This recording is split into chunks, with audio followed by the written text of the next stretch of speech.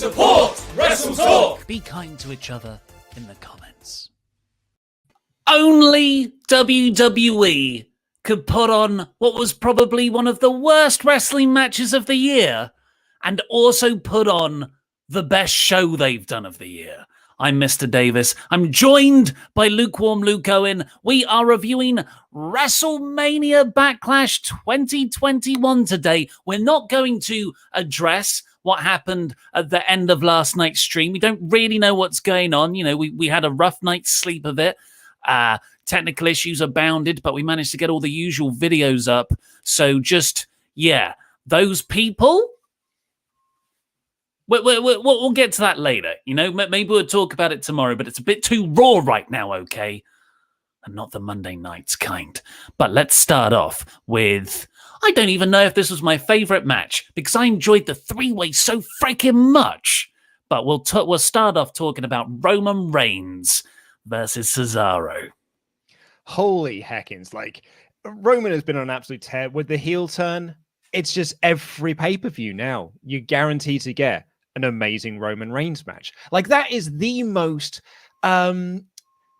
what's the word I'm after? It's just like the most comforting thing with WWE pay-per-views at the moment. Yeah, the build's always a bit naff. Like, I would, pretty much every single match on this card had a bit of a naff build to it. And the TV has been either bad in the case of Raw or broadly fine in the case of SmackDown. But the Roman Reigns stuff is always like 5-star quality on SmackDown, and you're guaranteed to have an excellent main event with some quality character work, quality storytelling, and quality wrestling. And this was Roman Reigns versus Cesaro. So yeah, what a surprise. It was absolutely banging. It was just so fundamental as well. It was like, okay, here's a guy in Cesaro. His big thing is swinging people around or uppercuts. Now, he needs his arm to do those. So what's Roman going to do as a smart piece of strategy? He's going to target a body part. This is Wrestling 101. This is what psychology is based on. And like when you said, the main event of a WWE pay-per-view is going to deliver in a pretty intensely dramatic way. Like I keep calling it the Shakespeare of wrestling at the moment, like these epics that we get at the end. And someone said on my review in a comment that Roman has become WWE's Okada. And I don't like in terms of like wrestling skill and match layout, no. But in terms of match duration and just like this stamp of quality, like when I see Roman in a main event now, I get the same feeling that I would get when I saw Okada on the match card. The same feeling I get when I see the Marvel stamp at the front of a movie. Like it's like, it's going to be good. And it's going to be a particular kind of good. Yeah, sorry, I didn't mean to interrupt you there, but it's reliability. Like Roman is a guy now you can put in the main event with pretty much anyone on the SmackDown roster at this point. Actually, pretty much in anyone in WWE. And I have just got this comforting notion that I'm like, well, at least, if everything else sucks, at least the main event is going to be good. And this one was absolutely no exception. And like, it was a great main event on a show that had great matches throughout with only really... I would argue 2 duds in there, and one of them was because of PR nonsense, and one of them was because it was the second longest match on the card and it didn't need to be. But like the rest of the match was like the rest of the show was absolutely awesome. Like you, I think the 3-way was my favorite match of the night. But in terms of like the storytelling and character and the in-ring stuff, this main event was just absolutely superb. So what happened, of course, is Roman worked over Cesaro's arm forever. There were a few bits where Roman would get cocky. This was a half-hour match. So it wasn't just all Roman working over Cesaro. And the way Cesaro would get these comebacks was Roman would look at the camera and go, hey, DB, look at me. I'm doing your thing to your boy. And this, of course, is Daniel Bryan, someone who is legit not under contract with WWE right now, although there might be a sort of handshake agreement when you've had some time off and you've turned up at Double or Nothing guaranteed in 2 weeks' time. Then come back and have a feud with Roman again. So what do you think about the DB shout-outs? I think 100%. Like even when Brian, it was reported by Sean that Brian wasn't under contract with WWE anymore. I was like, yeah, but he's going to resign though. Like I am under no illusions that he's going to go to AEW or he's going to show up in Ring of Honor or Impact or MLW or anything like that. I'm like, no, I'm pretty confident that he's just going to resign with WWE and is just going to be a part-time guy there. And like once he's ready to do that part-time gig, then he'll just arrange a new contract with them. It seems the interviews he's done, he's just not that into wrestling at the moment. Not that he's not into WWE, just not into wrestling. Like he said when he went out and did that 3-way at Mania, didn't really care, which is quite sad. Well, he wants to be a dad at the moment. Like that was the quote he had with I think it was Alex or it might have been BT Sport or someone who was just like, yeah, I want to be a part-time wrestler, a full-time dad. Like that's what, because do you know what I like to do? Like my kid loves to sit on my shoulders while we go and pick stuff from trees because he's a big old hippie and stuff. And he's like, but because of all the wrestling that I've done, that really hurts. So it'd be really nice if I didn't have to do the wrestling and have a really ouch neck so I can play with my kid. And that would be a really fun thing to do. But selfish is what that is. I know. What a bastard. But like, I loved the shout outs to DB in this match though, because that's all again, like this character stuff. This is Roman who has learnt from the Daniel Bryan series of matches. And he's now applying all those things that he's learned to Cesaro in this big, like in this whole thing. It's like, hey, Daniel, you couldn't beat me. And better yet, I'm now doing everything that you do, only I'm doing it better. And I'm doing it to the guy that you handpicked to be your replacement. It's funny that, isn't it? I really am the head of the table. I'm the tribal chief. You better acknowledge me. I think that's another part of why Roman's matches are so good, because people have argued they're repetitive. I see it as sort of escalating, though, because each person he beats kind of adds another layer to him, which I expect to eventually be stripped away when everyone beats him on the way back down. He's been trodden on a lot of heads to get to where he is kayfabe-wise, so hopefully he'll get his comeuppance soon. But on that, one of the more criticized parts of Roman's reign is that he is met. I don't get this. Some people say he's made to look weak because he never wins a match by himself. The babyface always gets some kind of visible pin or tap out, and it's a Jey Uso interference that ultimately leads to his victory. I'm like, freaking, how can you watch SmackDown and go, man, Roman's not being booked strong enough? No, I mean, I completely agree. But like, I think that he kind of needed this win as well, almost to kind of like that, because I think that is a small vocal minority that are being like, he is booked, he's being booked weak and he doesn't look like a strong champion. And in the same way that I think it's a small vocal minority that it's like, I'm bored of Roman Reigns as champion. Now it's time for someone new at the top of the table. I will say that I think there is a portion of the audience that does just want like title changes every couple of months to be just like, well, we need something new and fresh. And like the way to do that is to just change the title off of someone. People aren't really interested in long reigns. We saw the backlash that Drew got last year on this channel because people were like, yeah, I'm bored of Drew being champion. Now I'm ready for someone else to be champion. And so I think there are a portion of fans that are like that with Roman, but my argument is like, no, it only makes it better that Roman is still the champion because it makes me want to see a babyface finally overcome this hill that no one else can. And like, I think Sean keeps putting it the best when people ask him like, who should be the person to beat Roman Reigns? And he's like, that person isn't here yet. I don't know who I don't know if it's someone from NXT, there might be someone from NXT UK, someone from Raw, someone from SmackDown, because the right person has not come into the fray yet. And when the right person does, that will be the time to take the belt off of Roman. But as now, there's no point taking the belt off of him because he's so good on top right now. I think everyone's strap in. He's holding the belt until WrestleMania, at least. I think. But this is why one of the good things that there was no Uso interference at the end here. It furthers the story between Jimmy and Jey. The whole thing is Jey is only there to be Roman's bitch and lapdog, and Jimmy's kind of called him out on that. But hey, Roman just won this match all by himself, didn't need Jey. So it's kind of Roman proving to Jimmy as much as it is anything else. Like, I've got no doubt that Roman would have won every match he's had so far. It's just a bit of heel heat. But yeah, it was an extraordinary match. I was going to say, on like Jimmy's promo on SmackDown on this past Friday was just like Roman looked at him and said, like, do you not think that I can beat Cesaro? Mm-hmm. And Jimmy sort of like laughed and was like, no, I don't think you can. Like, I think Cesaro is going to beat you this coming weekend. And so like Roman has now proved him wrong. So like this coming Friday, he can call Jimmy down to the ring and be like, sorry, what was that now? You said that I couldn't beat Cesaro because it turns out I can. So now it's time that you do acknowledge me as the head of the table because I am right in this and you are wrong. Before we get on to the Hyperchats, get them all into WrestleTalk.com/support. We'll read out every single one of them before the end of the stream.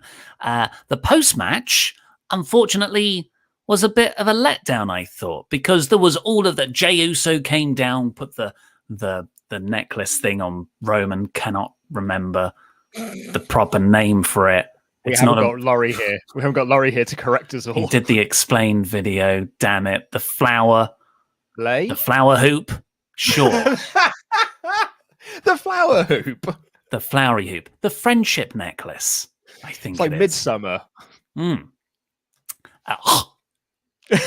That's my Midsummer reference. Scares the hell out of me when I think of that. But Jay does that. Roman's like, yes, you may now eat at the table, have the scraps. And Jay's like, I want to eat. I want to beat him up now. It's really, really great performances from him. They start beating up Cesaro. And then Cesaro. Seth Rollins came down fresh from the painting section of the soft play area. He wore a white suit with all this paint over him, and he comes down and he starts beating up Cesaro. Like he has a sort of stare down with Roman, but it seems to be a heelish, yes, I will also let you be evil, which I just found a bit of a missed opportunity. It was a cool beatdown of Cesaro, put the arm in the chair, slammed it against the ring post. But I just, I feel like it's a step backwards for Cesaro. What I was going to say. Yep, totally. And do you know why? Because I've seen Cesaro beat Seth twice. So I'm doing it at WrestleMania, so I'm doing it on SmackDown. So I don't really have much of a need to see Cesaro versus Seth because either he just beats him again or he loses to Seth and it undoes all of the momentum that he has going on from WrestleMania. So I agree with you. I do think it feels like a bit of a step back. Let's get into these hyper chats. Michael Rivera says, This might have been my fave pay-per-view of the year, maybe even more than Wrestle Kingdom and the Royal Rumble this year, and even more than AEW Revolution. Roman versus Cesaro, it's a match of the year contender for me. Yeah, it certainly is. And I think the three-way is as well. Greg Murphy, best pay-per-view of the era, wrestling-wise. Roman is one red-hot star babyface feud away from one of the GOAT title runs. Imagine a red-hot, well-booked Keith Lee or a face Lesnar. I don't think that works. Going against Reigns and Heyman, or one last John Cena run and Reigns retires him. Oh, that's a really good one. I like that. Cena being the guy, just being like, I need to break Ric Flair's record. That's so good, but then he fails. He fails and Roman retires him. That's bad. That's proper Thor. You should have aimed for the head. And then, Roman beats him anyway. I love that. Jay Gupti. This Cesaro versus Reigns was something special, though missed the live Cesaro section running wild. When he runs around the ring. Took them 10 years, but they finally gave the potential we all knew Cesaro had. Also, need to update Adam's list of heel turns. # losing lost intangible. Yeah, we'll move on from that. Judas Messias. As usual, the boring part of the night was Roman. With the best thing on Raw or SmackDown wasn't there, where was Alexa? Oh, well, you guys show how cool, but Backlash was okay. Had 3 good matches, so 2 out of 5 show. Wow. That's like Judas. Half the card, though, Judas. That only had 3 good matches out of the 6 that were on the card. So 2 out of 5 show. I think that might be slightly harsh. But yeah, I think a lot of people were expecting Alexa to be there at some point. So if you are an Alexa fan, you might have been slightly disappointed by the show. I am not disappointed. I got my fair share of supernatural nonsense. And that was my fill. Charles Berg says, Roman continues to be the sexy anime villain we all want. On the subject of the intangible... Well, you paid your money, Charles Berg. On the subject of the intangibles, Tempest has a legitimate gripe, but Choppy Chop Peen Peen does not. Attempted murder is no joke. I know I was blown up by him. Since Pete seeks retribution, perhaps we should call him Spunk.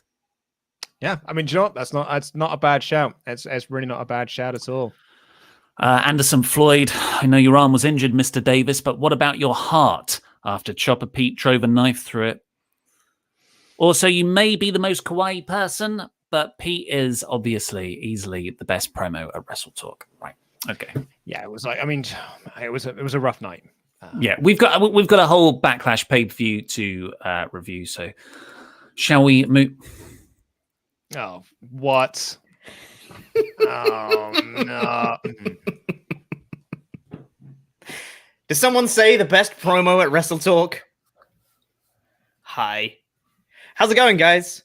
Still reading from yesterday. Backlash, promo of the year. All the comments love it. Buy the t-shirt, by the way. Lost Intangibles at WrestleTalk. It's in the description. We put it there. Go buy it.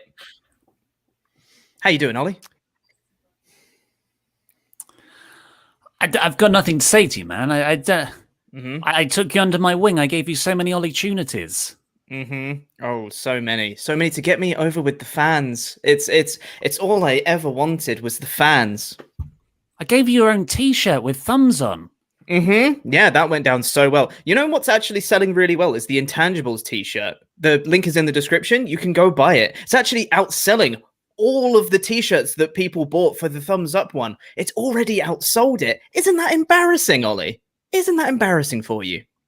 I still stand by that design. I think it was a very funny, witty t-shirt. Sure thing. Anyway, we just wanted to come by, say hello, and to say, I've really had enough of you stacking all the odds in your favor. And you know how last year I had to do the Wrestle League music video punishment? Even though I didn't lose the season. I didn't lose it. If I didn't sacrifice my points, it wasn't going to be me that finished last. It was going to be you. Now I'm next in line to do the next music video punishment. I'm just not feeling it, though. I'm just not feeling it. What do you mean you're not feeling it? You got to do it. You lost. I don't think I've got to. I don't think I do. You see, Double or Nothing is coming up real soon. Real soon. Yeah. And I think we need to settle this. And I think we need to put the music video on the line at Double or Nothing. You know what? Yeah, fair play. Okay, yeah, I'll do that and I'll kick your ass at predictions. Me and you at Double or Nothing. Double or Nothing. Ollie, you think I'm just sitting here like a bump on a log, a spare prick at the wedding? That's not how this works anymore, pal. This is a package deal. He's not a singles guy. We're a team. If you want a shot at us at Double or Nothing, you better find yourself a partner, mate. Because it's Los Intangibles for life. Seriously, who are you going to find? You've pushed everyone at WrestleTalk away. Me, Tempest, Laurie, Adam, Andy, Louis, everyone. Nobody will be your partner. What you going to do?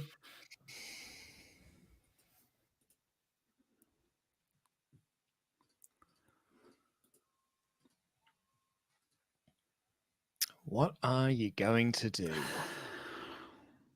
Guess I'll have to ask around. Don't buy that t-shirt.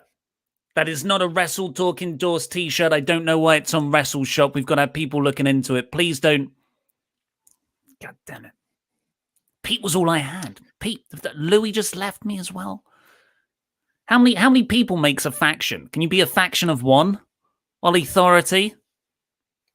I mean, I don't think Adam Cole is walking around saying that he is just the Undisputed Era. I don't think it works that way. I guess I'll have to. I mean, okay, let's talk Backlash. Let's do the rest of Backlash. Pricks. Right, so the show started, pre-show, with Sheamus versus Ricochet. Now, was this for the US title? Cage Match said it was for the US title. Well, I thought it was. It was a US Open challenge. Yeah, that's I'm what pretty sure it was. Yeah. So someone said in the comments that it wasn't for the US title, but I'm pretty sure it was, which is sort of my gripe with the whole thing. Sheamus comes out. This was obviously just thrown together at the last minute. Sheamus comes out because the idea was it was meant to be Humberto Carrillo, because Sheamus beat him all those times and beat him down. Obviously leading to a title match, right? But there was the kind of injury thing that happened on Tuesday. Carrillo was reported to be okay, but, he wasn't on this show. It's Ricochet who answered the challenge. But the whole point of Sheamus's gimmick is that he has been teasing doing the much liked US title open challenge, but not putting the title on the line. But here he just, pre-show, here it is. Have a shot, Ricochet. I don't know either, because he had that match with Mansoor a couple of weeks ago on Raw, and that was an actual match, and it was a US Open challenge, but I don't think that was for the title either. So I don't know if they are. I just presumed it was for the title. So I looked on Cage Match. All the Raw matches that Sheamus has had no US title defenses, but the pre-show match was. I just think it was thrown together last minute. And I think that unfortunately undermines the story Sheamus has been telling week to week. I'm just checking WWE.com. Can't trust that. Ricochet couldn't overcome United States Champion Sheamus in a non-title bout. Anyway, Ricochet's amazing. Wait, what? In a non-title bout? Yes. So I'm going to read you the full sentence here. And this is a wonderful WWE.com writing. Ricochet couldn't overcome United States Champion Sheamus in a non-title bout on the WrestleMania Backlash kickoff, but he left with the last laugh. No. Look. Okay, are you ready for some? Are you ready for some freaking production? Are you ready for a good time? Are you ready for some production? Oh, yeah. Look, here is Cage Match. I trust Cage Match. Yeah, I trust them more than I do WWE North Korea's history books. Look, there it is. United States title, Sheamus champion, defeats Ricochet. He's Irish countryman. Yeah, but if WWE.com, which you would have thought is probably the most official place to find what a match listing is, said that it was a non-title bout, I think that you and I might be wrong on this one. Because I presumed it was a title match. While I've got the this going, and you sort of mentioned this, let's see some of the absolute abominations of titles WWE.com uses. Look. This is a genuine title of their video. The Strowman Express goes airborne to take out Lashley and McIntyre during WWE Triple Threat match. Capitalized. All a triple threat and match are all capitalized. Well, the one that got me was the zombie one. Obviously. Look, photos. The Archer of Infamy throws down with the A-lister during a zombie apocalypse. It's like reading porn titles on Pornhub. It's just a string of words. Nonsense. Oh, I feel so bad for the people who've got to write these articles. Yeah. Right, sorry, back to the kickoff match. Good match. Ricochet's been on main event. He's amazing. Sheamus beat him. They had a really fine match, I thought, for the time they were given, 7 minutes. Finish was bro kick that Ricochet dodged, but Sheamus just clobbers him with this knee. 1, 2, 3. I think in those situations, referees should just call it a knockout. Bang like that, rather than pin 1, 2, 3. I think that's more impactful. But yeah, it was afterwards. Ricochet then attacked Sheamus during the post-match heel promo, and Ricochet seemed to get the better of him. I think we're building to a Ricochet-Sheamus US title feud off the back of Sheamus beating Ricochet clean. So WWE have had a problem now for decade plus, maybe 15 years, probably even going almost nearly 20 years at this point. They don't know how to book a babyface. And we've seen this time and time again, that they do not know how to book a babyface. And this is, Ricochet lost clean in the middle of the ring, but then he stole his coat and his hat and was like, I guess I won in the end. And I was like, No, mate, you lost. You definitely lost. This is the friggin' Cedric Alexander, Gary Garbutt thing all over again. It was like, got him, guys. Like, no, mate, you definitely lost. We just saw this on SmackDown. Baron Corbin pinned Shinsuke Nakamura clean as a sheet in the middle of the ring. And afterwards, Shinsuke Nakamura attacked him and stole his crown and was like, guess I won in the end. But you didn't, did you? Because you lost. The record books show that you lost the match. And it's this whole like, well, they got the last laugh.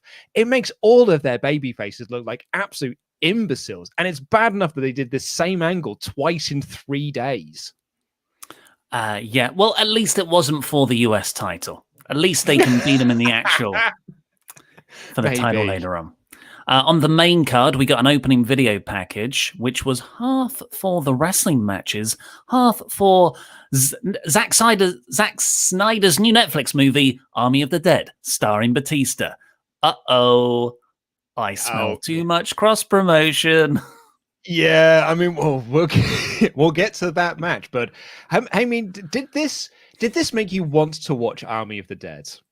Yeah, I'm actually going to watch it with pizza after we finish this. It's out now. You told me it was out now. I thought it was, but all the stuff on the thing said it was like coming soon. Oh, but Luke. Sorry, I was going to watch that after this.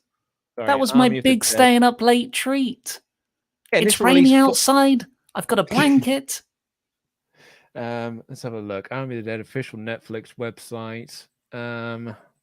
Coming on Friday. Oh, you son of a bitch. Yeah, sorry, that's my fault, mate. Right. Well, after that, we got Asuka versus Rhea Ripley versus Charlotte Flair to kick off the main card. And this has been a nonsense story. And I'm not invested in... Well, that's unfair. I'm actually invested in Charlotte. I think she's doing some very good heel work. But Asuka and Rhea Ripley are just there to be fodder for Charlotte Flair's storylines, as is most of the women's division, to be fair. But full credit to them, they had 15 minutes of fast-paced slugfest. Let's wrestle like there is a really long, complicated blood feud story here. I thought this was a really good match. Yeah, this is a great example, and we saw this actually throughout the night, of WWE's build to the pay-per-view has been mostly bad, and this storyline is no exception. But the match at the end of it is really, really great, because when it comes down to the wrestling, there isn't any creative that can really get in the way of that. It's just the wrestlers can go out there and have a really good match and tell a really good story within that match. And like, this is the three of them doing that, and I have not cared about Rhea Ripley as champion because I think they have bungled her since day one of bringing her up to the main roster. I don't really care about Asuka going for the title again because they didn't care about her when she was champion. The only person in this I'm invested in is Charlotte Flair in some capacity. And then it was a really weird ending to this match where like it felt like everyone was doing big moves and stuff. And then Charlotte is on the ring apron. Asuka runs towards her and Charlotte boots her. And Charlotte boots Asuka into Rhea Ripley hitting the Riptide, which takes, all told, about 30 seconds to do and pin her. But Charlotte was nowhere to be seen. She just sort of like fell off the apron. Yeah. And then did she sell kicking Asuka? Is that what she was doing?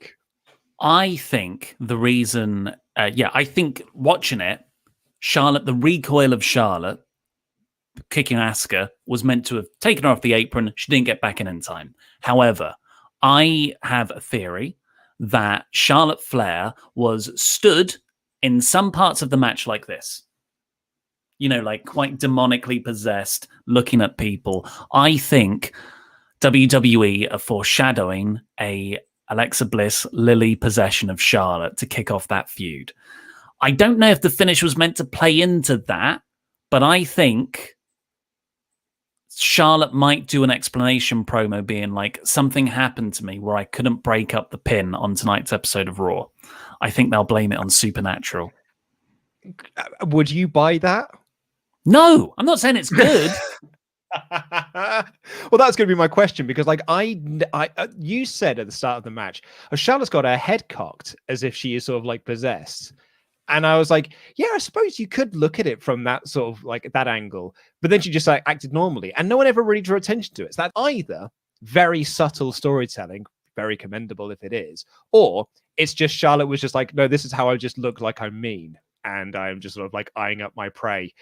Let's see, because Lily targeted Shayna Baszler last week and made her leg go all wibbly, but now they've lost the tag titles. So I guess maybe she wasn't targeting that. I mean, I thought from Monday that she was targeting Charlotte, but I guess we'll see on tonight's Raw. And it might be the first thing that makes me not interested in this Charlotte return. But she was doing a pretty cool Cruella de Vil cosplay on the costume. Charlotte looked good in this. Everyone was really good in this match, I thought. So well done. The Dirty Dogs took on the Mysterios next for the SmackDown Tag Team titles. On the pre-show, they had taken out Dominic backstage with those most dastardly of backstage units, the Ottoman storage unit. It was like a long cushioned trunk in cellophane. I said this yesterday on the stream. It took 4 referees and a Jamie Noble to lift that up. Clearly, it was devastating to poor old Dominic. Yeah, just didn't look it to me. It looked quite soft. Well, whatever. Well, so this was a reason to write Dominic out, and it was to do the match structure of Rey Mysterio goes down there, and he effectively has a handicap match for 10 to 12 minutes against Roode and Ziggler, which I found very monotonous and boring. In fact, you did too. A lot of the people on the stream did. However, this is not the only opinion. If you enjoyed it, all the power to you, because a lot of people have said they loved this match. They thought this story worked really well, building to Dominic Mysterio, eventually coming down, getting the hot tag, coming in. Then he got cut off. Then he tagged in Mysterio, who got cut off too, and then they tagged him. I thought it went on forever, and I was uninvested. However, I do like the end result of father and son, Dominic and Rey, being the new tag team champions. First ever father and son WWE tag teams ever. Champions, that is. But yeah. I thought the match went too long, and it lost me. I found it boring. This did not need to be the second longest match on the night. Like, this was just like, it's the Mysterios versus Roode and Ziggler for the tag titles. This did not need to go 17 minutes. Like, it can go 17 minutes if you're telling a decent story, but I think this was telling a story that would needed a 10-minute match, not a 17-minute match. And like you say, like, it was just Dominic finally comes down and Rey won't tag him in. And then finally Dominic's forced to tag himself in. And then he just gets cut off. So we then build to a Rey hot tag, and Dominic finally tags in Rey, who then just gets beaten up as well. And then we finally and it was just it went on and it went on and it went on. Like the Tamina win on Friday, just because I am not invested in the title change does not diminish what a lovely moment this was. Because, like, I couldn't give a solitary F that Tamina won a title. She's not my wrestler. She's not my thing. I'm not into the Tamina push nor the Natty push, whatever like that. Also, the women's tag titles don't mean a jot to me. But you cannot take away that it was a lovely moment. And she was genuinely emotional about it, and it meant something to her. And that's great. And that's really important in this world. And it was the same for Mysterio here. Like, do I care that Dominic and Rey have won the tag titles? Not particularly, but it meant something to Rey and it meant something to Dominic. So that's lovely. And do you know what? The people who really enjoyed this really, really enjoyed it. So I'm really happy that it worked for people. It just didn't work for me personally, mostly because it went 17 minutes when it probably could have gone 10. Yeah, I must say that, you know, Rey's whole reason that he came back to WWE and that he stayed with WWE because his contract was expiring last year, and he re-signed an extension despite a lot of interest from AEW and a lot of friends elsewhere in the wrestling world. The reason he stayed is because he wanted his son to succeed in the WWE system. And, you know, it's been a long time of Dominic being on the main roster, and he's good. And this is good for him. So Rey's got what he wanted. And, you know, if you're in the WWE system, that doesn't happen a lot. So I'm glad it's worked out for him, because plenty of others have been burned by promises. So let's celebrate one that was kept. Exactly. That's nice. And we go from that into some zombies. Right, so John Morrison is backstage. He knocks on the dressing room door for the Lumberjacks for the Damien Priest Miz match. He opens the door. It's full of zombies. They're there, they're groaning. Then we cut to a very good Usos and Roman Reigns segment, which was really psychologically real and complex. And then we go back to the Miz versus Damien Priest with zombies as lumberjacks on the outside. This is why people love SmackDown and hate Raw. Oh, absolutely. Yeah. So on the pre-show, on our live stream last night, Sean came in and was like, I don't know if you guys have heard this, but this is what I have heard about the Lumberjack match. Let's just say that Damien Priest promo from Monday wasn't just a throwaway line, which I thought it was when Damien Priest was like, I want a Lumberjack match. I don't care if it's aliens or zombies out there. I want it to be a Lumberjack match. I thought it was just a throwaway line. Yeah. Nope. It was legit zombies. The army of the dead walked the earth. The Walking Dud this was. And they were the politest zombies I've ever seen. They waited in their dressing room until they were called. Then they walked through the halls, and then they came out. One of them waited under the commentary table for the commentators to realize that she was there, so she could then go up and make someone else be scared. And then they obeyed the rules of wrestling, as good lumberjacks would. They did not interfere. They didn't play favorites. They just waited on the outside until someone was thrown out, and then they tried to get them back into the ring. Very polite zombies these were. This was so dumb. This was unbelievably dumb. So silly, so rubbish.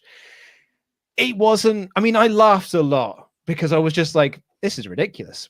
This is why people don't think wrestling's cool, because it's just pretty lame and rubbish. But the thing that pisses me off the most about this is that it was Damien Priest. And it's... If this had been Truth and Gulak on the pre-show, it wouldn't have made it absolutely different. It's the KFC Royal Rumble or whatever it was, where everyone dressed as Colonel Sanders. It's just some product placement. It's just there to be a bit of product filler and make some money. Lovely stuff. No harm, no foul. You're supposed to be making Damien Priest look like a star, and he did not look like a star in any of this whatsoever. I am staggered by the new innovative ways, creative ways WWE finds to ruin new talent. You know, like back in the day when NXT call-ups would happen, it would just be like, oh yeah, you get a push, and then you sort of fizzle out and you sit in catering and there's no directions for you. You're like, okay, yeah, that sucks. Then it's like, oh, here's this contrived storyline that goes nowhere. And you know, you get used to all these forms of disappointment. You're like, well, that's the worst. There's no new ways WWE can ruin new talent. And then they do this. You know, like the 4 or 5 months since Damien Priest came up as part of the Royal Rumble, we've had him, the Bad Bunny stuff. You thought, okay, they must see something in him. And I think they do. But that could be the kiss of death, because they see so much in you. They trust you so much. They're going to trust you with Bad Bunny, who's that's a huge mainstream crossover with this branded deal, essentially. Like when you get those things, Netflix would have paid WWE a hell of a ton of money to have that sort of presence on their pay-per-view, or Peacock a lot of money, actually, which is weird because they're sort of competing services. Actually, I have no idea how that played.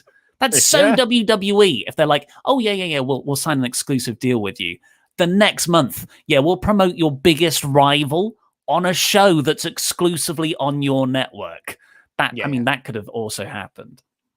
They paid all that money and they're like, okay, well, we need to deliver something for Netflix. Miz, solid hand. Damien Priest, he's good, he's reliable. And they just put these people out there completely blinded by money to serve that master with no view on the long term and what they're doing to someone at the start of their push.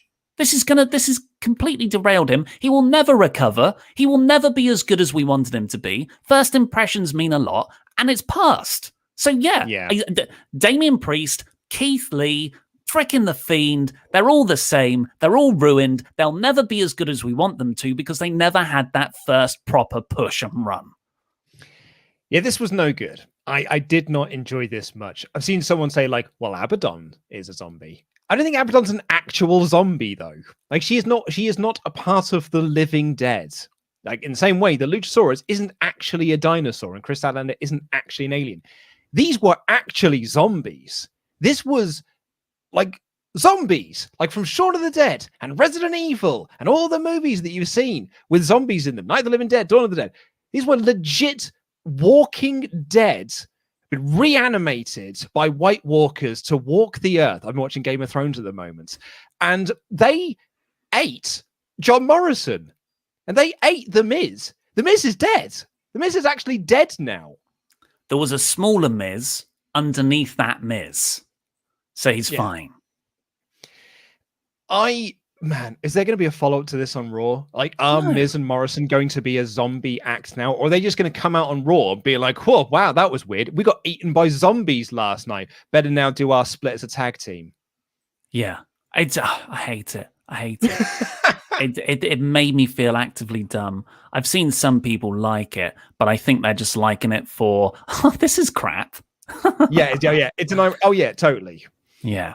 It was terrible, absolutely awful. And to have the guile to say stuff like blood and guts sets the business back 30 years.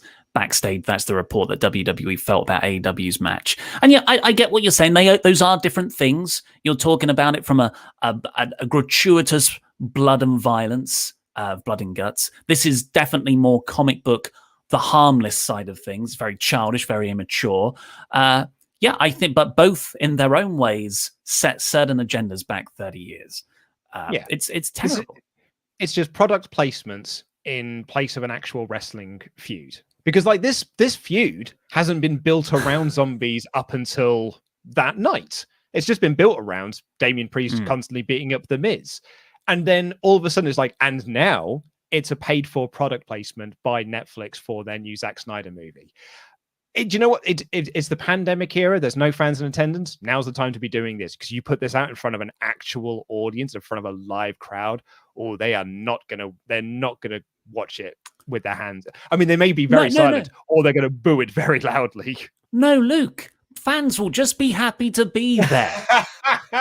Honestly, as soon as fans are back, I know they booed Hulk Hogan, but that's different. It's Hulk Hogan. No, fans are just going to be happy to be there. I hate that argument. Stop saying it to me, Louis. I think fans are going to boo stuff that's crap. And the whole we're back in real life. It's going to expire very quickly.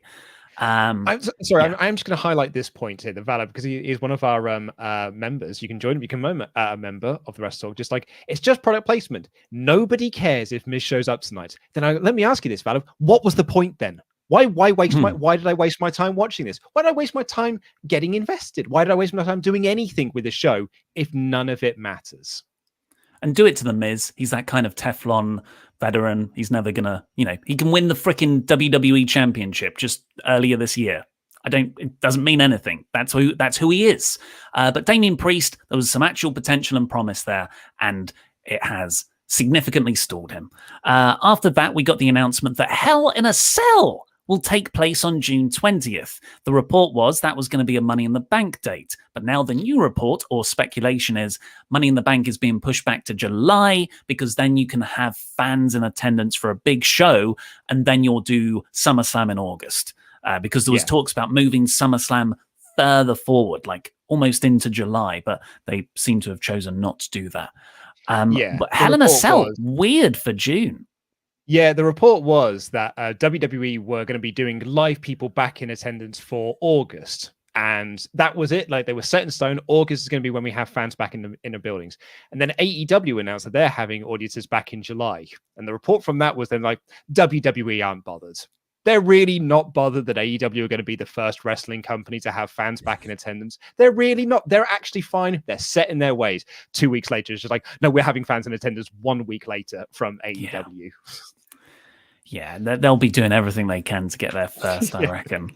After that, we got Bayley. That was terrible, but it was an isolated incident. Everything else on the show was very, very good. Bayley versus Bianca Belair was one of those up next for the SmackDown Women's Championship. I haven't really got any notes for this match. It was kind of like, it was a very good match, but it was also at the start of what I imagine will be a multi-series of matches for the next 3 to 4 months. Presumably next month's will be in Hell in a Cell. So a lot left in the tank. Bayley dominated most of it, but Belair always came back strong, finished slightly botched when it was kind of a roll through. Belair used her braid to hook Bayley's legs, essentially. I don't know. I guess it's not illegal, but it's sort of the same mechanism as using the tights as leverage. And Belair retained and sort of hightailed on out of there. Yeah, I like that she used the ponytail because that has become a sort of a big thing about Bianca Belair. And like particularly actually in this feud, like Bayley's promos she cut on Friday was like, yeah, you wear the sparkly clothes and you have a ponytail. It's like looking into a mirror of my past self. So using the ponytail in the finish, I thought was actually quite smart. That was quite nice. Problem was she slightly slipped a little bit and Bayley effectively looked like she kicked out. You can use that though. So on Friday, when you do the Bayley return promo, you could be like, you didn't actually pin me. You got lucky. You tried to use your hair. It didn't quite work. So you didn't really beat me. That at least sets up a rematch. And it's actually, through the mishap of her slipping, we're going to get a rematch that makes sense, as opposed to just being like, no, you beat me clean, so I'll have a rematch now, thanks. I'm fine with that. Like, yeah, this is going to be a feud that they run into the ground, though. I think we'll get this up until SummerSlam, most likely. But then we got screw it. It's my favorite match of the night. Braun Strowman versus Bobby Lashley versus Drew McIntyre for the Raw Men's Championship. Just like the other Raw Women's title three-way. Shocking story. Repetitive. Not invested in it one iota. No substance to it. What a match. Loved this match. Yeah, this is like you said then, the story and the booking in this has been appalling. Really bad. They pinned Braun Strowman to build this match. They pinned Drew McIntyre to build this match. This match has been booked so badly. But the end result was three lads slapping the crap out of each other and just pushing each other into barricades and doing big meat moves. Drew McIntyre did a Michinoku driver in this, and it was effortless, and it was on Braun rad. Strowman. On Braun, exactly, yeah. And Braun did the heaviest senton I've ever seen in my entire life. I said this on the stream last night. I am surprised that Drew McIntyre's entire skeleton didn't shoot out of his mouth after Braun Strowman did that senton. It was a ghastly, like rough-looking senton, but it was so great. And this match was so physical and like, it was just proper meaty men being meaty and slapping each other's meat. And I loved it. I think Braun Strowman woke up that morning and went, I'm going to be a cruiserweight today. And he did a flipping cannonball off the apron, which just looked awful. A lot of the offense looked awful, but it looked real. It looked like Braun Strowman was legitimately trying to hurt people by throwing his body at them. Not very successfully. I just loved it. From one of the opening spots, immediately was Bobby Lashley and Drew McIntyre getting Braun Strowman up for a stalling vertical suplex. And that was like the first spot within the first minute. And you're like, okay, this match just has had all the rules turned on its head for what we usually expect. And Braun was like being chucked over his head with belly to bellies. It was full credit to Braun because that's not easy if you're a bigger man, anything you take is going to hurt more because there's a lot more of you to come down onto the ground. Bobby Lashley and Drew brawled up to the Tron at one point, and Drew threw him through the Tron and pyro went off. Braun and Drew then brawled, and then Drew hit the Claymore at the end, and Bobby ran down, threw him out, and stole the victory, pinning Braun. 15 minutes long, flew by. This was no filler whatsoever. All killer. I loved it. Yeah, it was so much fun. And it's actually, you could probably use this as an example as to why Vince McMahon is a genius and why Vince McMahon does know more than we do. Because everyone makes fun of Vince McMahon and his love of big sweaty men. Everyone makes fun of being like, oh, he only pushes those guys because they're big sweaty men. He only pushes them because they're tall. He only pushes them because they've got big musty men. And we're like, well, that's dumb. Do you know what I love? I love flippy dudes. I love the flippy dudes and all the flips that they do. But then they put this out there, and at the end of it, I'm like, it was pretty good though, wasn't it? Because they did a dual vertical stalling suplex, and I popped massively for it. Maybe Vince is right, and I'm wrong for making fun of it. Look, this isn't a Vince match. A Vince match is lock up.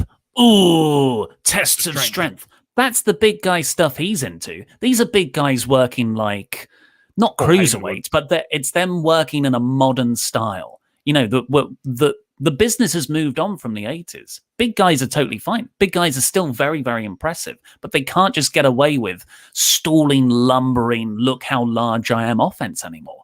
Not when you see Keith Lee and Dominik Dijakovic do PWG matches where they're doing moonsaults and Spanish flies. Yeah, So, I agree yeah. with it. But But this, also, I don't think this is a Vince match. But also, they put the smallest referee out there possible to make them look even larger than they actually were, which is totally a Vince move. Mhm. I think he knows what he's doing. But you're right. This is a Paul Heyman style big man match, which is like, go out there, spam your finishes, do all of your biggest moves possible. If you're thinking about doing a rest hold, just do another big move, and then if you can do another big move after that. Oh, I wish someone told Randy that. Yeah, do you think Braun just got his move sets mixed up for the day? Like there was a fault in 2K20 whatever, and they just like duplicated the cruiserweight offense. It was so much overall. fun. But you know what? Tomorrow on Raw, this story's going to suck again, and it will suck again until we get to another pay per view. Because apparently, from what we can believe, this is going to spin off into Braun versus Bobby for the title, even though Bobby just pinned him and Braun got Who's beat. saying that? Why are you saying that? Well, that's what Louis was saying. No, Louis was speculating because Drew and Jinder won a feud over the summer, but I think you can have Drew Bobby at Hell in a Cell. Maybe. I don't know. And man. then Jinder later. Do you want to do Drew Bobby again? No, but I want to do that more than Braun and Bobby. Unless Braun works like he did on that show. Overall, I would give Backlash. I gave it 4 out of 5. I think that's fair. I think I'd probably given it a 5 out of 5 show. I can look past the zombie nonsense and the tag match running on because I enjoyed these main events so much. And I agree with what Adam said. Like we're in our sort of on our Discord where we kind of do all like prepping all of our videos and stuff. Adam said that was the best pay-per-view of the pandemic era. And I agree with him. It's the most fun I've had for a pay-per-view during the pandemic era. And I've given some shows in that pandemic era 5 out of 5. So I think I need to give this one that as well. I thoroughly enjoyed it. Zombies was too much for me. Let's get to your hyper chats, folks. Remember, WrestleTalk.com/support. We'll read out every single one of them before the end of the show. Tim Jett, Roman is hands down the best thing in wrestling, bar none. But being honest, when the next person beats him, they will make him a new star, unless it's just Charlotte Flair. I think Roman's, including AEW. Roman's act is the best thing in wrestling right now. Anthony Velasquez, damn good pay-per-view with a really good main event, but I really don't need to see Cesaro versus Rollins again. Should just have ended the pay-per-view after the Uso beatdown or had Jimmy come out to stop his brother from attacking Cesaro. Totally agree there. Sadie 6969 Deegan, I think this was a 2 out of 5 show. Zombies sucked too much ass. Do you think the people that think Roman is booked weak only watch the pay-per-views? Maybe they don't watch SmackDown. Happy Ollie is back, but the Intangibles Wrestle Talk takeover is inevitable. See ya, Grandpa. It could possibly be that, but I think more people watch SmackDown than they do pay-per-views. So maybe that works. Yeah. I don't know if it fully works. RP Daganon, I hated it, but I do want to give props to Priest, Miz, and Morrison. So many wrestlers we praise would have no-sold the Zombies or buried it on Twitter, but the 3 of them went out there and did what they were asked to do to the best of their abilities. Respect. Did Priest sell it? Like, Miz and Morrison certainly did. Miz and Morrison were being like, oh my God, there are zombies around ringside. But Damien Priest was like, so we're having a match then? Like, to Damien Priest, this was a normal Sunday. To Miz and Morrison, this was a zombie apocalypse. Will be 33. They are fangs. When they had the close-up on Cesaro's mouth, you could see his tongue behind the fangs. So this was his mouth guard done like a vampire teeth, which was cool. The Portuguese Mr. Davis. Hey, apart from the Miz match, which was awful, the rest was freaking awesome. Who do you think will challenge for each WWE belt? P.S. in Portugal, we decided to open the borders for the UK. Do you want to fly over? I have a master plan to defeat Los Intangibles. I'm not going to fly anywhere for a while, but thanks for the offer. We will book one challenger because we can't do all the belts now. Well, it's probably going to be. I'm going to go that it's Braun and Bobby at the next pay-per-view. I'm going to go with my heart. Keith Lee, Bobby. Keith Lee comes back tonight, sets up a program there. Greg Murphy, I thought the zombie thing was funny. Wrestling is about men in tights, fake fighting over gold belts. Wrestlers have legit spoken to Bray's puppets, and AJ was buried alive last year. These angles shouldn't be analysed, just enjoyed as silly entertainment. I'm afraid I cannot switch off my brain for all of those things. Some work. I think this massively didn't.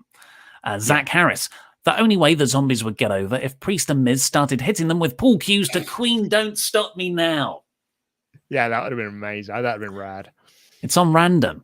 Nicholas Lama. Thank God we can always rely on a Reigns match, the main event, to boost the show. But the Zombies, man, the Zombies really killed it for me. Can't wait for Miz and Morrison to show tonight on Raw and have nothing to say about it. Do hope Miz's knee is okay. Yeah, he did seem to pick up a little tweaked knee in that match, but he finished it okay. Ket, I don't like how we're likely getting Seth versus Cesaro again. Cesaro has already beaten Seth twice. I don't mind feuds going on for months, but do it in a way where it doesn't seem stale and repetitive. Agreed. Yeah, I don't need to see it again. The bad one, Ryan B. Bad. Without the two top title matches, I felt like this pay-per-view was a dud. Raw's women's match never felt like it went into the final gear. SmackDown tag title match went too long. The SmackDown women's match had a bad finish. Also, F Zombies. I would disagree on some of those because I really enjoyed the three-way at the start, and I really like Belair and Bayley. Blind Raw. I started watching in the middle of Priest versus Miz and saw the Zombies and rolled with it. I don't mind. It's just Raw stuff. I love Cesaro's selling. Roman is always great. He's become enough said character now. Three-way was better than expected. And then some stupid hashtag about lost intangibles for life. LJ Mickey. Isn't that a sad state of affairs where it's like, no, it's just Raw stuff. So I absolutely do not care whatsoever. It's just on. Like, why are you watching then? If you're tuning into a TV program and be like, oh, this is rubbish, but I've come to expect that from WWE and Raw, I'll just carry on watching it, I guess. Like, switch over. Watch something else. Maybe they're not watching Raw. Maybe they're like, I just watch SmackDown, NXT, and AEW. Yeah.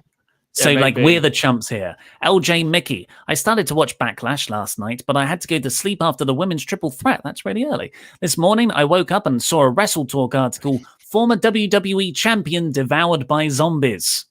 Sometimes I wonder why I watch wrestling. I don't know who it was who wrote that article, but I really want to give them the shout out to that because it was my favorite headline that WrestleTalk.com had from the show. Liam's cynicism is really showing through recently. He did an article last week that said Taz just farted. Yeah, oh yeah. That was the headline, and it was all about a tweet that Taz said he had just farted. I don't know who was running the account last night as well. The WrestleTalk account was just like, I've been told by WrestleTalk management that I'm too negative on these, so I'll be positive here. I'm positive that this is rubbish when talking about the Miz Priest match. Nikolai Azapardi. Zombies aside, with the canon, are we supposed to see Damien Priest taking advantage of Miz being distracted when seeing his best friend literally being eaten alive and also leaving Miz to die and get behind him like the heroic babyface? Nikolai, it doesn't matter, mate. You're just supposed to watch it and enjoy it. You're supposed to not think about these things because at the end of the day, they're not important. So you don't have to think about them. Planet Dan ASMR. My initials are actually DB, so I thought he was talking to me. That's about Roman. Thought Seth was turning face. A missed opportunity. I can see Vince being like, well, you've had Cesaro's push now. Back down the card he goes. Yep. Jay Gupta, yeah, he's definitely in the Kofi Kingston mold of people WWE reluctantly push. Jay Gupta, what does Jericho mean by this set wrestling 30 years back? Priest versus Miz was ahead of time. Post-apocalyptic world ahead of time. I guess this was the planned duration of the feud from 2021 till zombies eat the Miz. If this does not end the feud, what will? Guarantee you they have a match tonight. It'll be Priest versus Miz on the show, or Priest versus Morrison or something. Peter Mullins, and just when Batista had become a fan favourite and got over Blue Tista, he has given us Zombie Team Drip Drip and become the greatest go-away heel of all time. Poor Dave. Even Dana Brooke won't be waiting for you back now, mate. This isn't Dave's fault. Dave even tweeted about this because everyone got really mad at him on Twitter for this feud. He's like, I didn't book it. I'm on a plane at the moment. I wouldn't have done this. It's awful. Homer Star Fan 13. Just a reminder, this is the second pay-per-view match in a row where Damien Priest has taken a back seat to something else. First it was Bad Bunny, then it was Army of the Dead. I'm guessing that next pay-per-view Priest will show up with a robot to promote Ratchet and Clank. I mean, hopefully it'll be something cool that he gets to promote, like that, I don't know, like a Call of Duty game or something. I'm pretty sure there's a Call of Duty game out there. Peter Rabbit 2. Dean Brereton. I think this is the start of a huge push for The Miz as a serious main event star. Hey, Dean. Hey. The guy deserves it. He does deserve it. And that's what I was told that back in February. This is going to be a serious year-long Miz WWE run as a top heel. And apparently Nate wrote that article. So thank you, Nate. Top work. Hot tag. The bad one, Ryan B. Bad, said both WWE and Universal titles are ugly with that Play WWE logo. I miss when world titles had the world on it. Put the logo on the world for one of the titles. It would make it look so much better. This was actually a chat from last night that we missed because of Pete and Tempest ruining the stream. But yeah, we were having a chat about how like the WWE title and Universal titles are quite hideous and ugly belts. And I agree with him. I much prefer like when it's got the Triple H title is my favorite WWE title. Nicholas Lama said, this Reigns versus Cena would be such a good storyline to tell in the ring. The video package before the match would be amazing and filled with great promos. Power Packers 90. I'm starting to get bored with Roman. I want a long title reign with Bobby and Kenny to hold the AEW belt into next year.